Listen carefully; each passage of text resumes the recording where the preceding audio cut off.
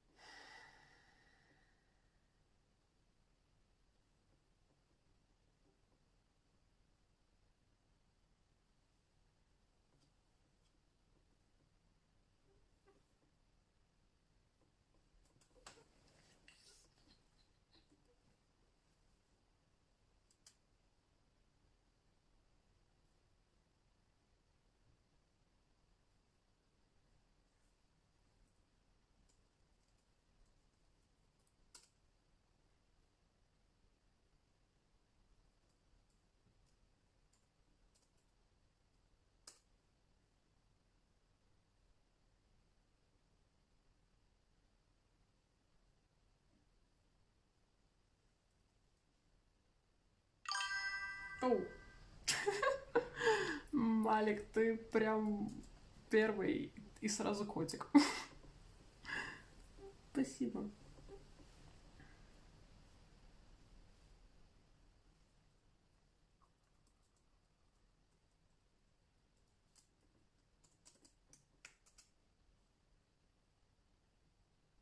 Эу. Эу. Окей. Юля? А почему я никого не вижу? Как так? Почему я чат не вижу? Наверное, потому что никто еще ничего не пишет. Дима... О, вот теперь вижу. Прикольно. Привет, Эдвард, привет. Дима, привет. Алекса. Ну и Малик, привет.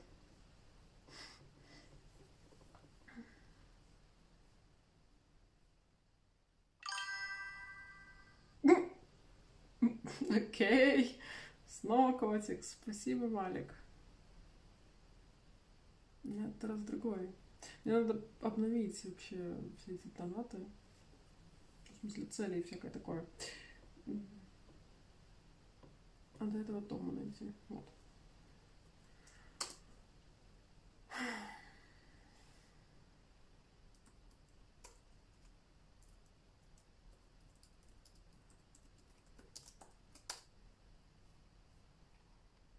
Да, Малик. Второй раз котик.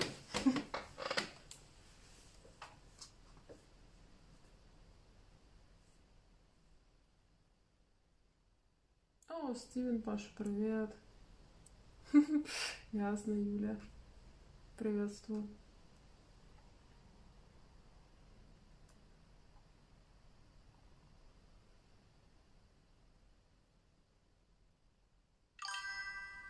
В смысле? Третий раз? Это уже традиция? Как так? Спасибо, Малик. Снова котик. Окей.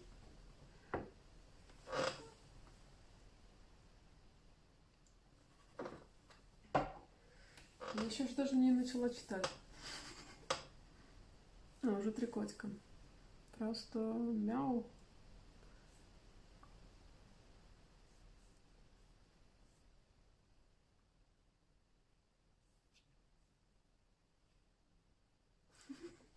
Котик в кубе. Во, Малик, ты котик в кубе. Спасибо.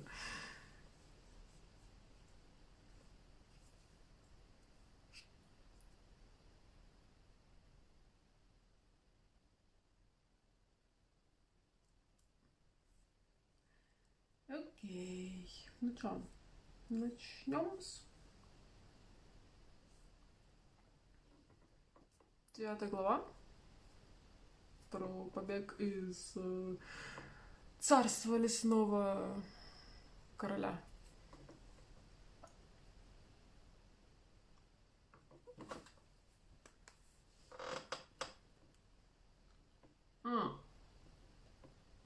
И да, у меня теперь спонтанные стримы, потому что я поняла, что говорить, что я буду стримить там в 5 или в 6 или в 7 или в 8 просто не работает. И я начинаю то самое носиться и нифига не успевать.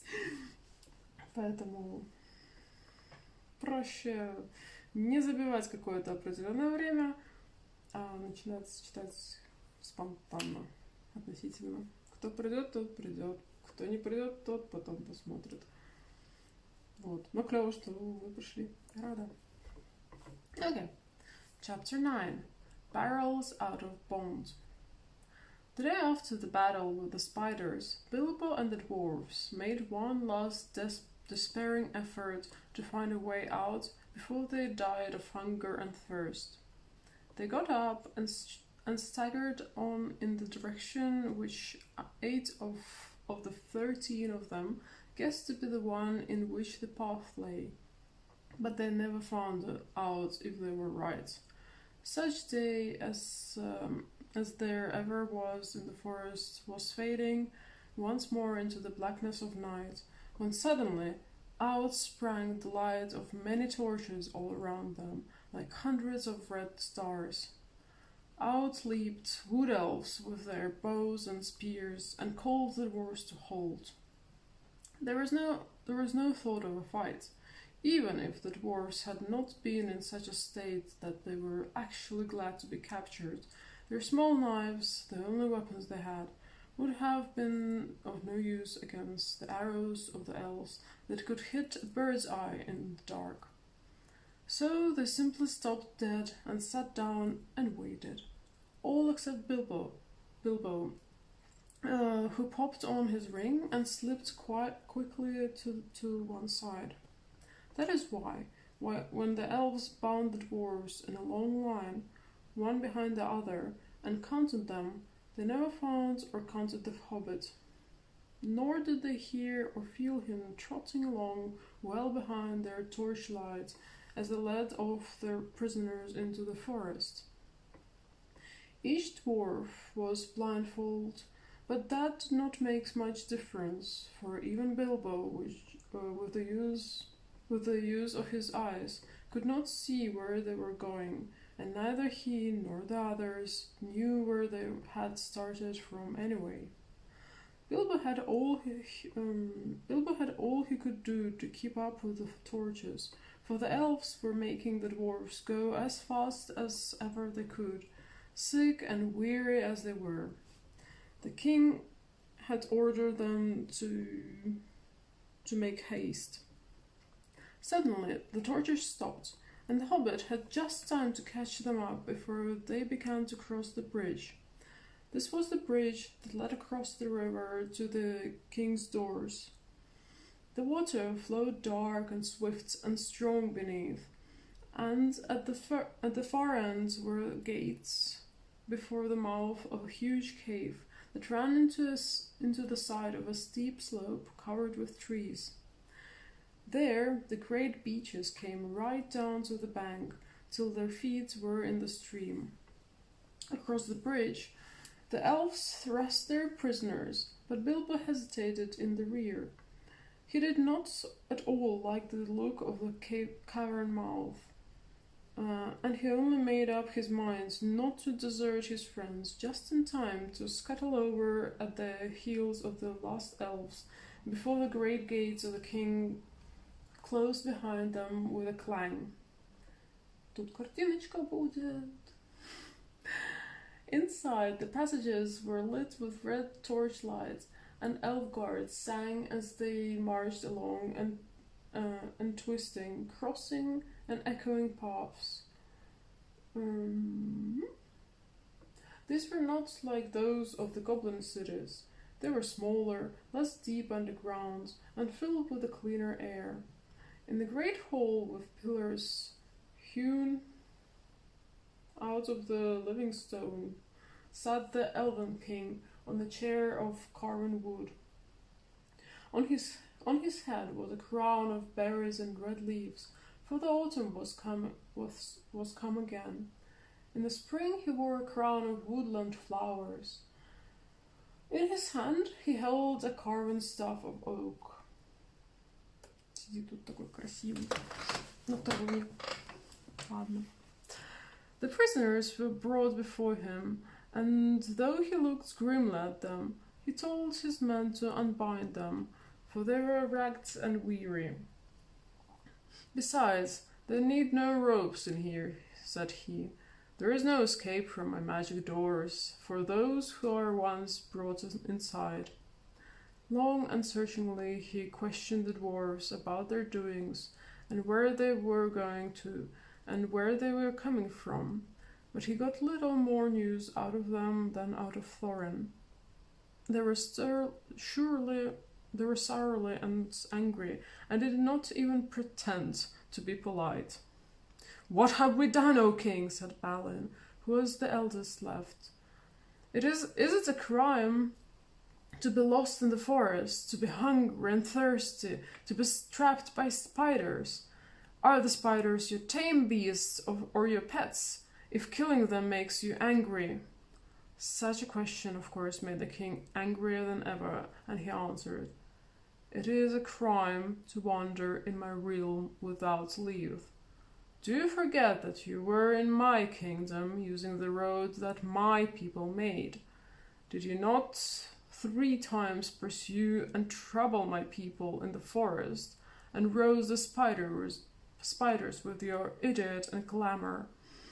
After all the disturbance you have made, I have a right to know what brings you here, and if you will not tell me now, I will keep you all in prison until you have learned sense and manners.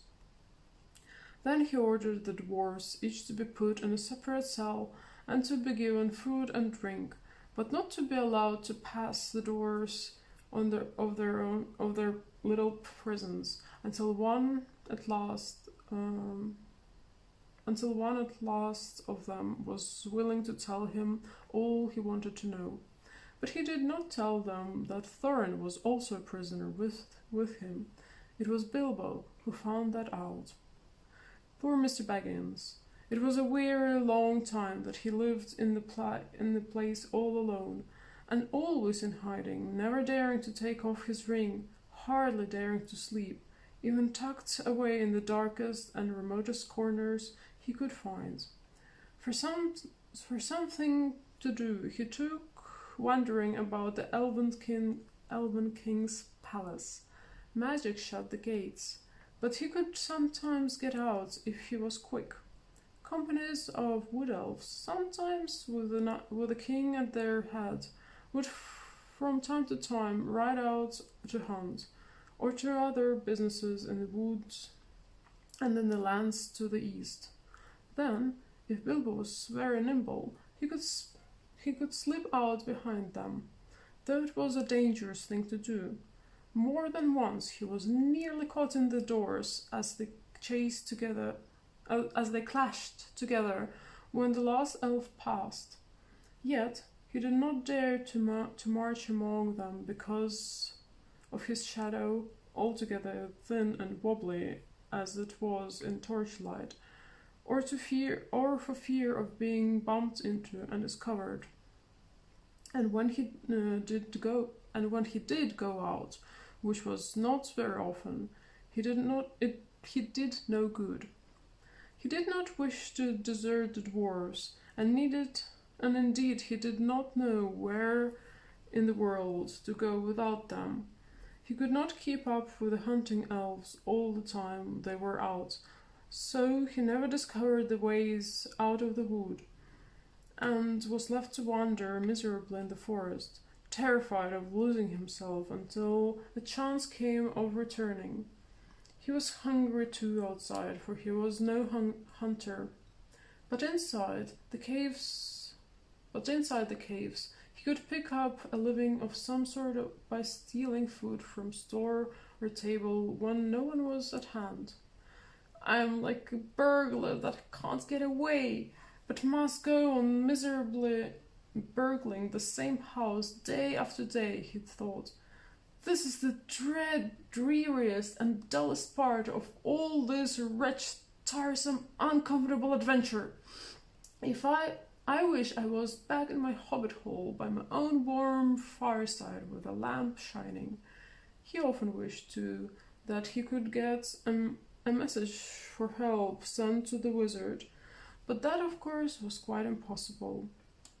And he soon realized that if anything was to be done, it would have to be done by Mr. Baggins, alone and unaided. Sorry. Eventually, after a week or two of this sneaking sort of life, by watching and following the guards and taking what chances he could, he managed to find out where each dwarf was kept.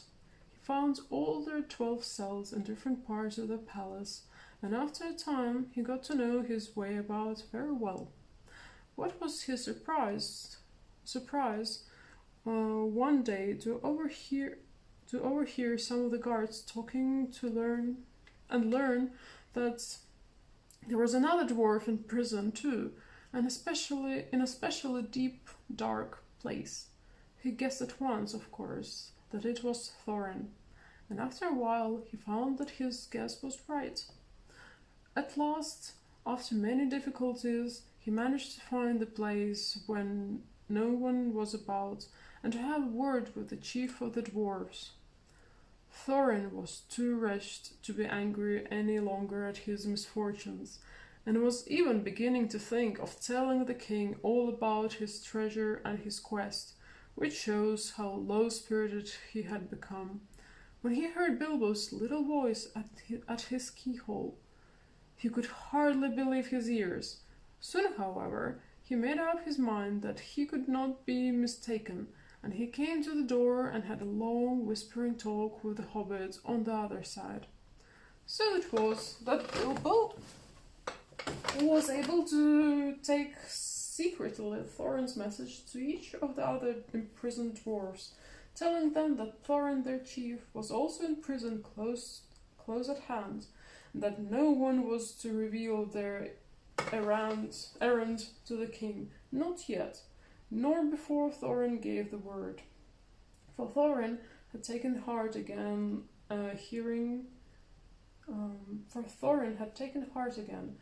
how the hobbit had rescued his companions from the spiders, and was determined once more not to ransom himself with promises to the king of a share in the treasure, until all hope of escaping in any other way had disappeared.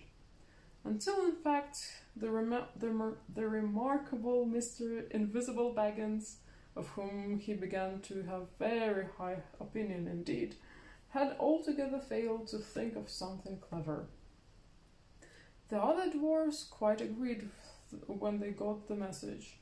They all thought their own shares in the treasure, which they quite regarded as theirs, in spite of their plight and the still unconquered dragon, would suffer seriously if the wood elves claimed part of it, and they all trusted Bilbo. Just what Gandalf had said would happen, you see. Perhaps that was part of his reason for going off and leaving them.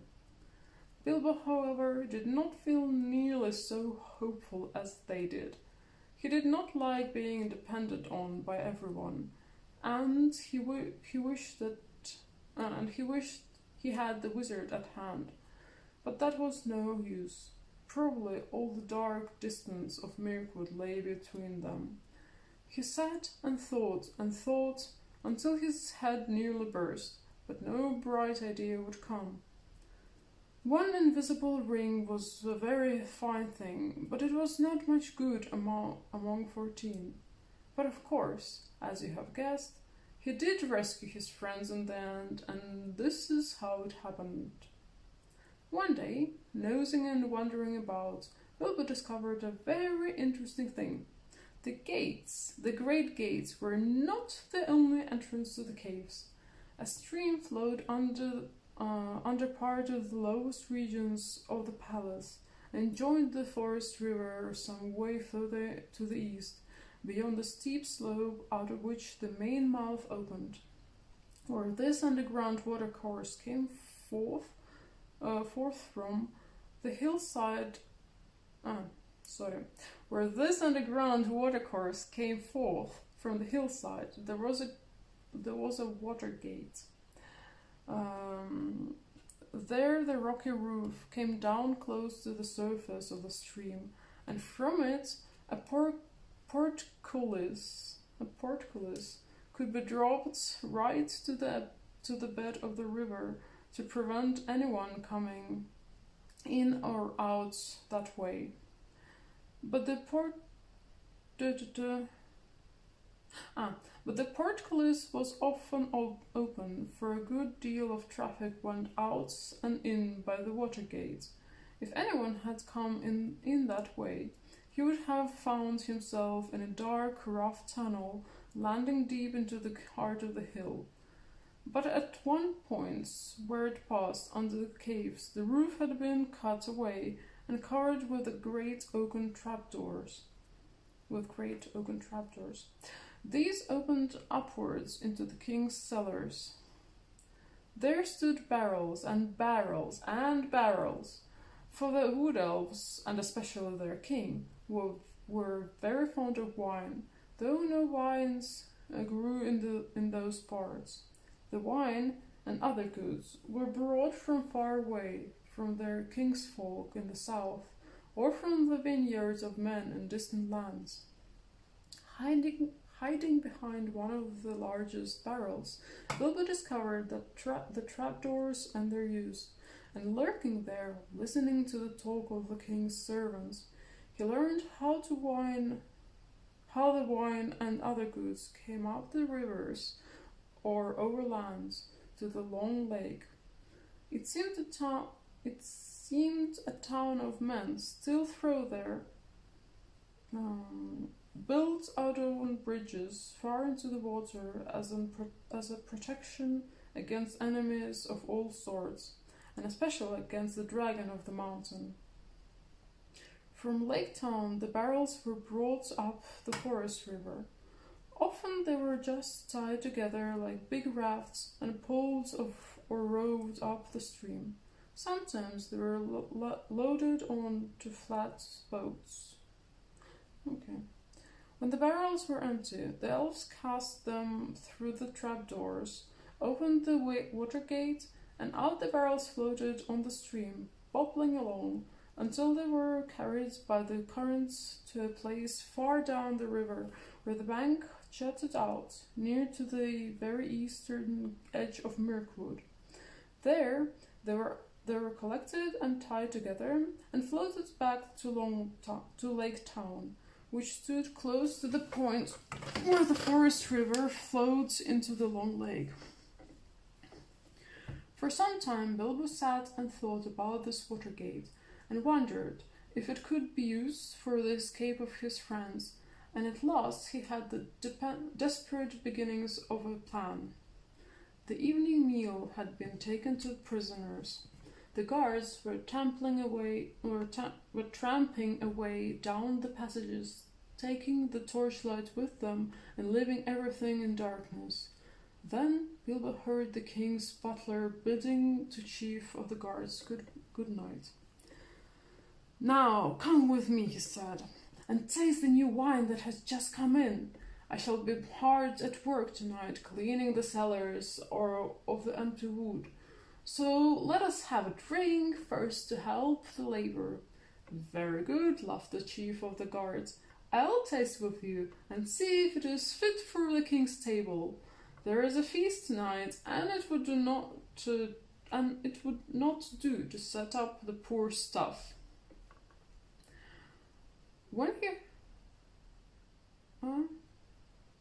When he heard this, Bilbo was all in a flutter, for he saw that luck was with him, and he had the chance at once to try his desperate plan.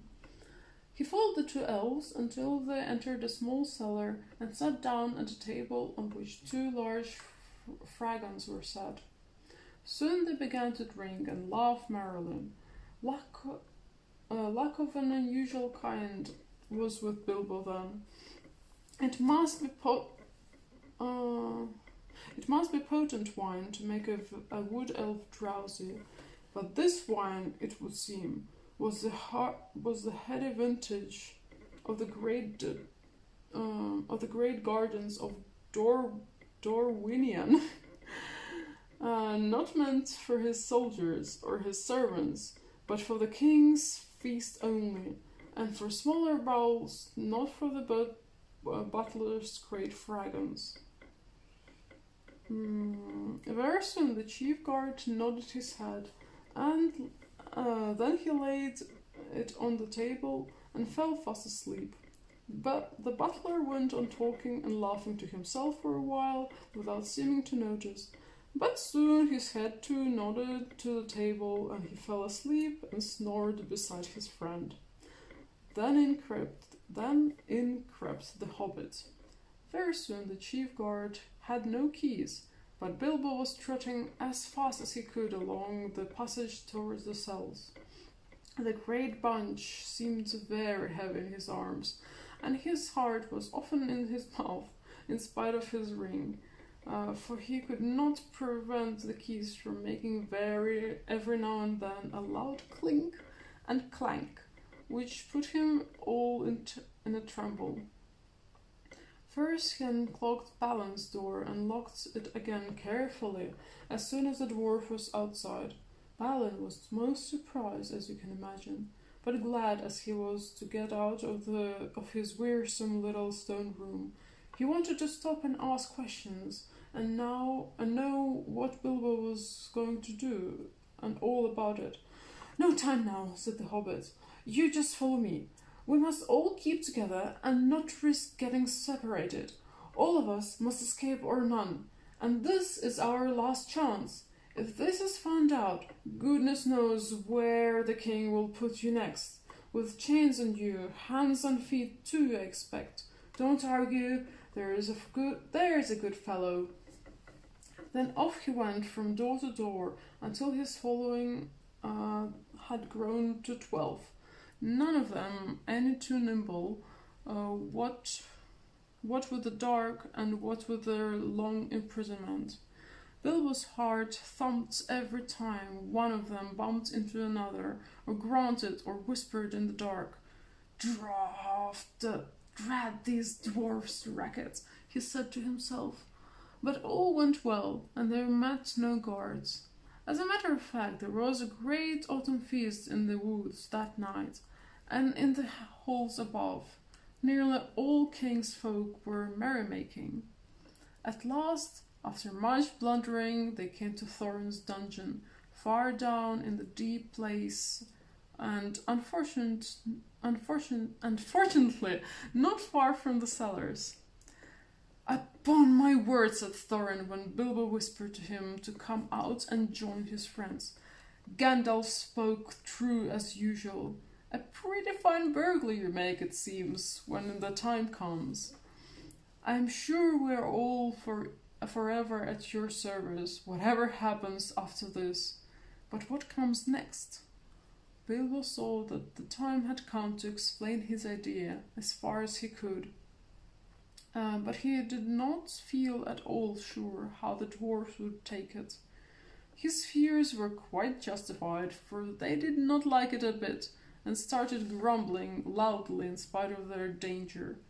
"We shall be bruised and brattled to pieces, and drowned too, for certain," they muttered. "We thought you had got some sensible notion when you managed to get hold of the keys. This is a mad idea." "Very well," said Bilbo, downcast and also rather annoyed. "Come along back into your nice cells, and I will lock you all in again, and you can sit there comfortably and think of a better plan. But I don't suppose I shall ever get hold of the keys again, even if I feel inclined to try." That was too much for them, and they calmed down. In the end, of course, they had to do just what Bilbo suggested, because it was obviously impossible for them to try and find their way into the upper halls, or to fight their way out of gates that closed by magic. And it was no good rumbling in the passage until they were caught again. So, following the Hobbit, down into the lowest cellars they crept. They passed a door through which the chief guard of the and the butler could be seen, still happily snoring with smiles upon their faces. The wine of Darwinian brings deep and pleasant dreams.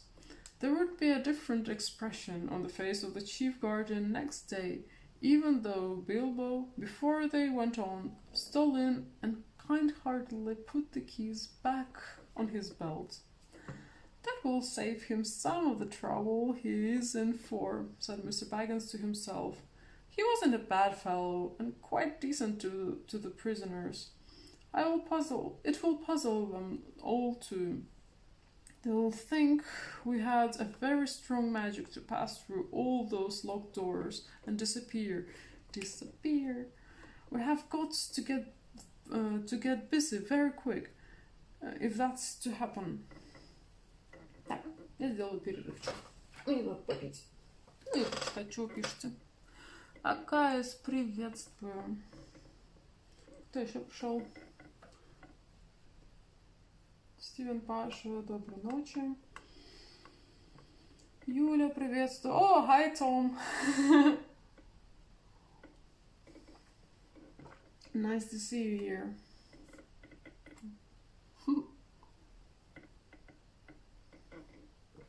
Thanks for the links, Edward. Ева, приветствую. Что еще? Ну, в принципе, вот все. Окей. Да, вообще у меня есть картошка.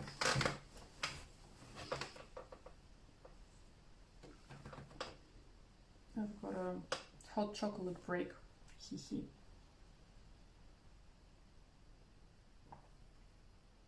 Я думаю, там в любом случае еще где-то полчаса примерно читать.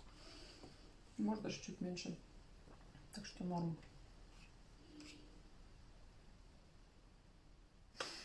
Hi, Tom, again.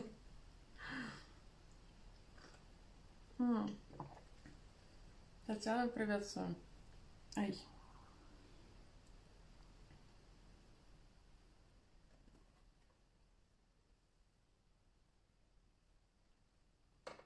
Рада, что вы слушаете.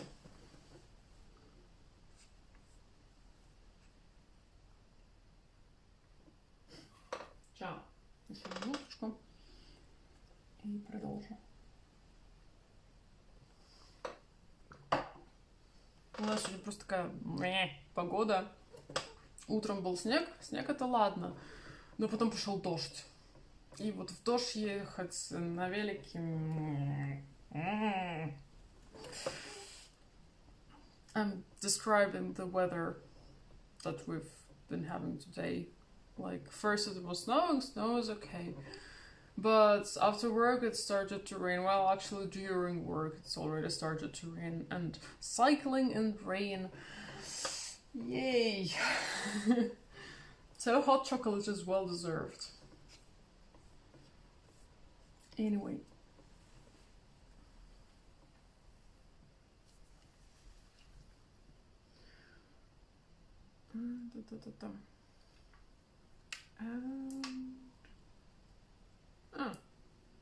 Yeah, okay, it's gonna be less than half an hour. 6 pages to go. Balin was told off to watch the guards and the butler and give warning if they stirred.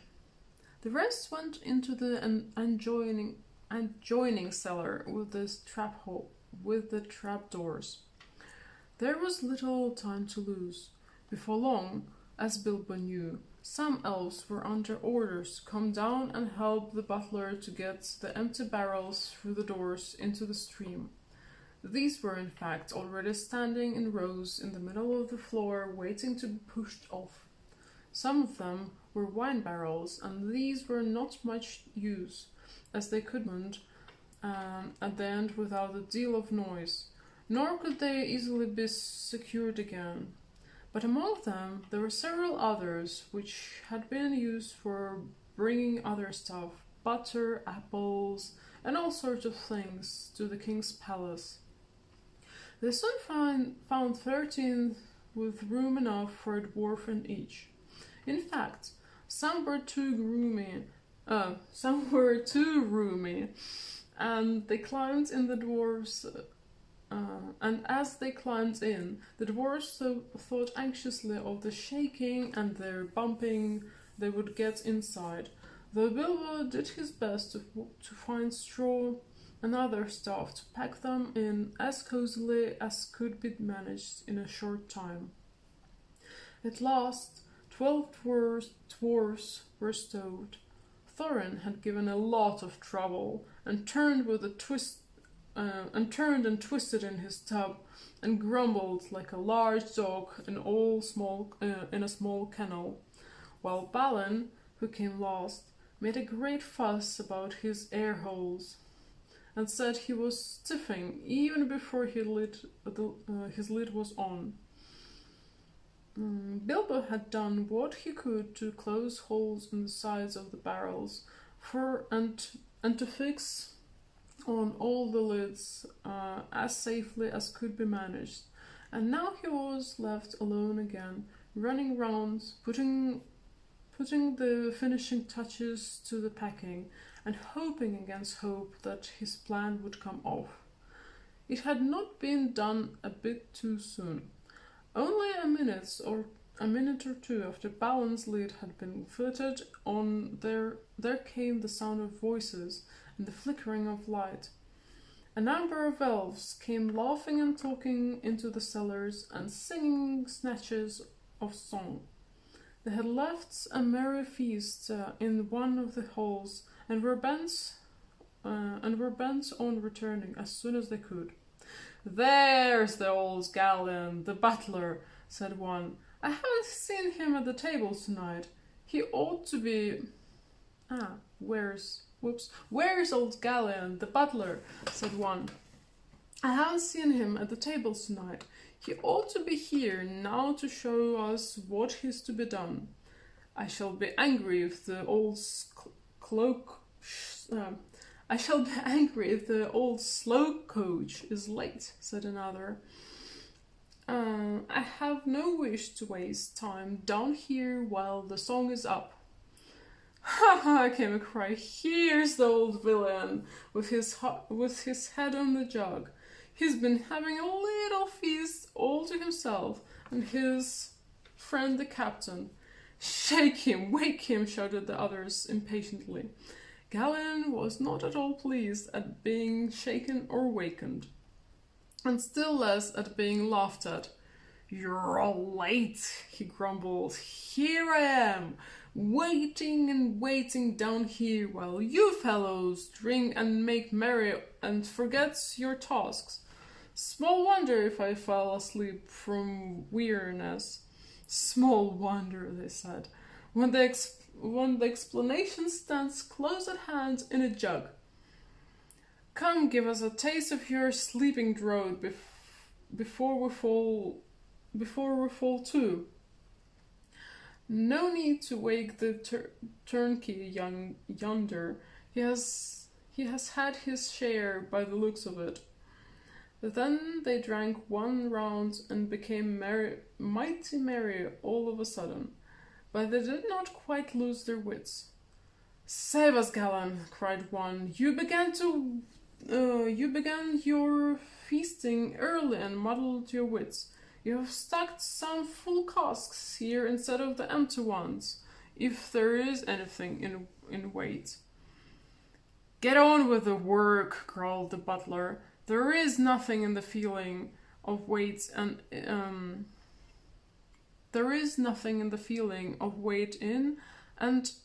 an idle tosspot's arms. These are the ones to go and no others. Do as I say." Very well," they answered, rolling the barrels to the opening. "On your headed beef, the king's full butter turps and his best wine is pushed into the river for the lakemen to feast on for nothing. Roll, rolling down the hole. Heave ho, splash plump. Down they go, down the bump." down the bump, yeah. So they sang as first one barrel and then another rumbled to the dark opening and was pushed over into the cold water some feet below. Some were barrels really empty, some were turbs neatly packed with a dwarf each. But down they all went, and after another, or one after another, tubs, with many a clash and a bump, thudding on top of one's below, smacking into the water, jostling against the walls of the tunnel, knocking into one another and bobbing away down the current. It was just at this moment that Bilbo suddenly discovered the weak point in his plan. Most likely you saw it come time ago and have been laughing at him, but I don't suppose you would have done half as well yourselves in his place. Of course, he was not in a barrel himself, nor was there anyone to pack him in, even if there had been a chance. It looked as if he would certainly lose his friends this time. Nearly all of them had already disappeared through the dark trapdoor, and get utterly left behind and have to stay lurking as a permanent burglar in the elf caves forever. For even if he could have escaped through the upper gates at once, he had precious small chance of ever finding the dwarfs again. He did not know the way by land to the place where the barrels were collected. He wondered what on earth would happen to them without him, for he had not had time to tell the dwarfs all that he had learned, or what he had meant to do once they were out of the wood. While all these thoughts were passing through his mind, the elves being very merry, began to sing a song round the river door. Some had already begun to hold on the ropes which pulled up the portcullis at the water gate, so as to let out the barrels as soon as they were all afloat below. Down the swift dark stream you go, back to lands what you once did know. Leave the holes and caverns deep, leave the northern mountains steep, where the forest, wide and dim, stoops and shallows, great and grim, float beyond the world of trees, out into the whispering breeze, past the rushes, past the reeds, past the marshes weaving weeds, through the mist that riseth white, up from mere and full at night. Follow, stars that leap up the heavens cold and steep, turn when dawn comes over land, over rapid, over sands, south away and south away, seek the sunlight and the day, back to pasture, back to mead, where the kine and oxen feed, back to gardens on the hills, where the berry swells and fills, under sunlight, under day, south away and south away, down the swift dark streams you go, back to lands you once did know. Now the very last barrel was being rolled to the doors. In despair and not knowing what else to do, poor little Bilbo caught hold on it and was pushed over the edge with it. Down into the water he fell, splash, into the cold, dark water with the barrel on top of him. He came up again, spluttering and clinging to the wood like a rat, but for all his efforts he could not scramble on top. Every time he tried, the barrel rolled down round and ducked him under again. It was really empty and floated like a cork, and floated light as a cork. Though his ears were full of water, he could hear the elves still singing in the cellar above. Then suddenly the trapdoors fell with a boom, and their voices faded away. He was in the dark tunnel, floating in icy water, all alone, for he cannot count friends that are all packed up in barrels. Very soon, a grey patch came in the darkness ahead. He heard the creak of the water gates being hauled up, and he found that he was in the midst of a hobbing and bumping mass of casks and turbs, all pressing together to pass under the arch and get out into the open stream. He had as much as he could do to prevent himself from being hustled and battered to bits. But at last, the jostling crowd began to break up and swing off, one by one, under the stony arch and away. Then he saw that it would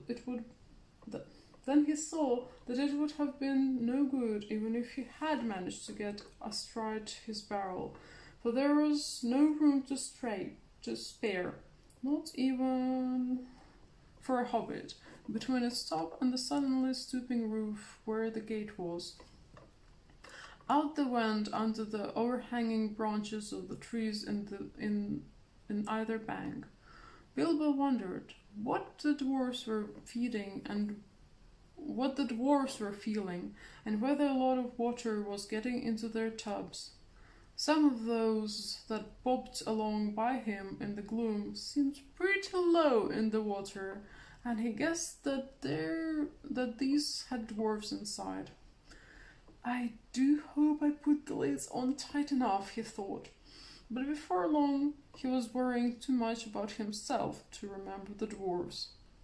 He managed to keep his head above the water, but he was shivering with the cold, and he wondered if he could die of it before the luck turned, and how much longer he would be able to hang on, and whether he should risk the chance of letting go and trying to swim to the bank.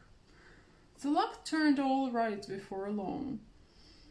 The eddying current carried several barrels close to shore, and at one point and there for a while they stuck against some hidden root. Then Bilbo took the opportunity of scrambling up the side of his barrel, while it was held steady against another. Up he crawled like a drowned rat, and lay on the top, spread out to keep the balance as best he could. The breeze was cold, but better than the water, and he hoped he would not suddenly roll off again when they started off once more. Before long, the barrels broke free again, and turned and twisted off down the stream, and out into the main current. But then he found it quite as difficult to stick on as he had feared. But he managed it somehow, though it was miserably uncomfortable. Luckily, he was very light, and the barrel was a good big one, and being rather leaky, had now shipped a small amount of water. All the same, it was like trying to ride without bridle or stirrups, a round-bellied pony that was always thinking of rolling on the grass. In this way, at least Mr. Baggins came to a place where the trees on either hand grew thinner. He could see the paler sky between them. The dark river opened suddenly wide, and there it was, joined to the main water of the forest river, flowing down in haste from the king's great doors. There was a dim sheet of water, no longer overshadowed, and on its sliding surface there were dancing and broken reflections of clouds and of stars. Then the hurrying water of the forest river swept all the company of casks and tubs away to the north bank, and with it had eaten out the wide bay. This had a shingless shore under hanging banks, and was walled at the eastern end by a little jutting cape of hard rock. On the shallow shore, most of the barrels ran aground, though a few went on to bump against the stony pier. There were people on the lookout on the banks. They quickly pulled and pushed all the barrels together into the shallows, and when they had counted them, they roped them together and left them till the morning. Poor dwarfs! Bilbo was not badly off now. He slipped from his barrel and waded ashore, and then sneaking along to some huts that he could see near the water's edge.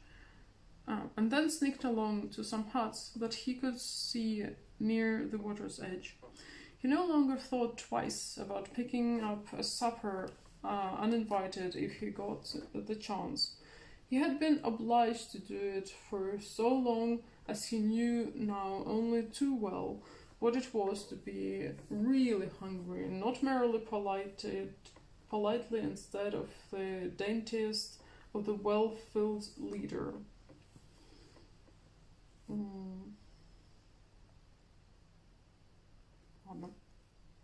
Also, he had caught a glimpse of a fire through the trees, and that appealed to him, with his dripping and ragged clothes clinging to him cold and clammy.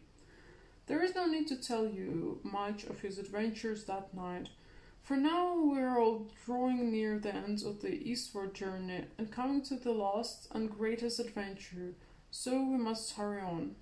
Of course, helped by his magic ring, he got on very well at first, but he was given away in the end by his wet footsteps and the trail of dripping that he left wherever he went or sat. And also he began to snivel, and wherever he tried to hide,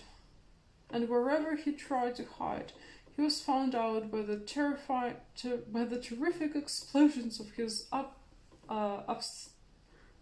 suppressed sneezes. Very soon there was a fine commotion in the valley by the riverside, but Bilbo escaped into the woods, carrying a loaf and a leather bottle of wine and a pie that did not belong to him. The rest of the night he had to pass, wet as he was, and far from a fire. But the bottle helped him to do that, and he actually dozed a little on some dry leaves, even though the year was getting late and the air was chilly. He woke again with a specially loud sneeze. It was already grey morning, and there was a merry racket down by the river. They were making up a raft of barrels, and the raft elves would soon be steering it off down the stream to Lake Town. Bilbo sneezed again. He was no longer dripping, but he felt cold all over. He scrambled down as fast as his stiff legs would take him, and managed just in time to get onto the mass of casks without being noticed in the general bustle. Luckily, there was no sun at the time to cast an awkward shadow, and for a mercy, he did not sneeze again for a good while.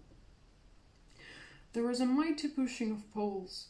The elves that were standing in the shallow water heaved and showed. The barrels, now all lashed together, cracked and fretted. "This is a heavy load," some grumbled. "They float too deep. Some of these are never empty. If they had come ashore in the daylight, we might have had a look inside," they said. "No time now," cried the craftsman. "Show off!" And off they went at last, slowly at first, until they had passed the point of rock where other elves stood to fend them off with poles, and then quicker and quicker as they caught the main stream and went sailing away down towards the lake. They had escaped the dungeons of the king and were through the wood, but whether alive or dead still remains to be seen. Вот. Такие дела. Привет, Сергей.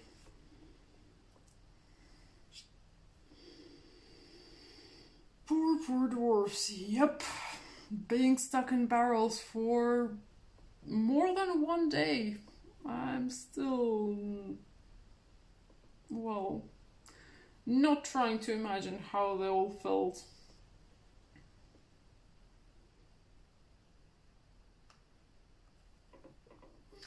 Anyway, that's it for today. Took me an hour, that's okay. A bit more, but I had a break, so yay, made it. The next chapter is A Warm Welcome.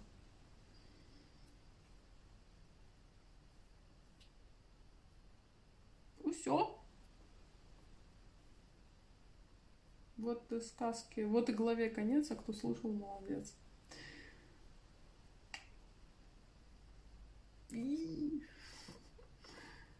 Интересно, чат, пожалуйста.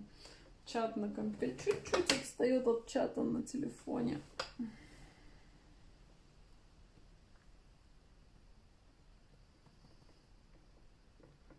Надеюсь, вам было понятненько и слушательно.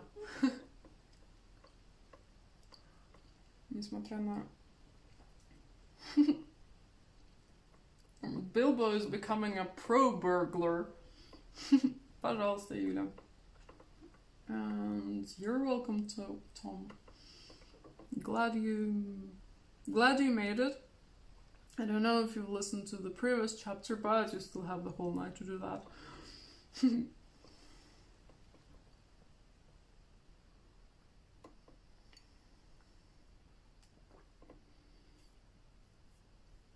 So, I guess that's where I'm gonna stop. Wish you guys a good night. Good night.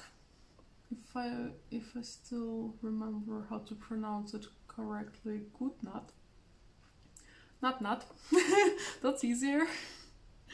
Natty, that's cuter. Not. Это по-шведски типа good night.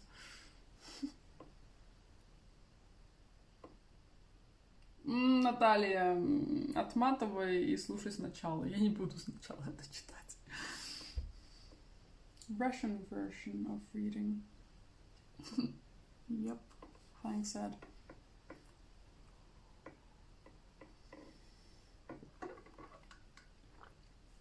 Good night. Natty.